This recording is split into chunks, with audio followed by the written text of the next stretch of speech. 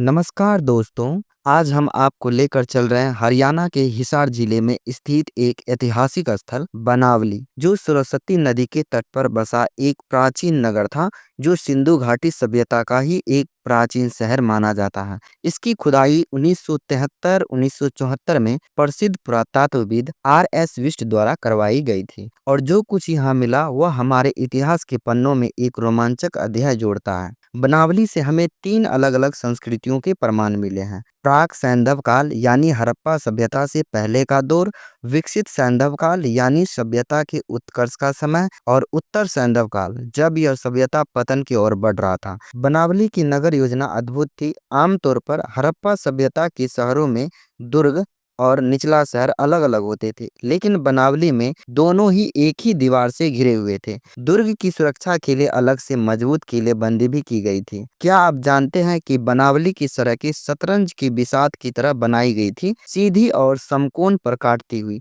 जो उस समय की उत्कृष्ट शहरी योजनाओं को दर्शाती है। हालांकि यहाँ की नाली व्यवस्था कुछ खास अच्छी नहीं थी, जो इस नगर की कुछ कमजोरियों में से एक मानी जाती है। यहाँ से एक विशाल आयताकार राजप्रासाद मिला है, जिसमें 11 कमरे थे। शायद यह किसी राजा या प्रशासक का निवास रहा होगा। बनावली से हमें कई रोचक चीजें भी मिली है, जो यहाँ की संस्कृति, व्यापार और कला को दर्शाती है। जैसे व्याघ्र, व्याघ्र का मतलब बाघ की आकृति वाला मोहर, वैदुर्य मणि, लाजवर्त जिससे जिसे मनके बनाए जाते थे, मिट्टी के खिलौने, चक्राकार अंगूठियों और साधारण सलकाएं, नाक और कान की बालियां, मछली पकड़ने का कांटा, जौ, तिल, सरसों के परमान, मिट्टी का बना हुआ हल, मानव आकृति युक्त बर्तन भी मिले हैं। बनावली सिर्फ एक नगर नहीं था, यह सभ्यता की एक जिंदा कहानी है, जहां लोग व्यापार, कृषि, शिल्पकला और प्रशासन में निपुण थे। आज भी बनावली हमें उस गौरवशाली अतीत की याद दिलाती है,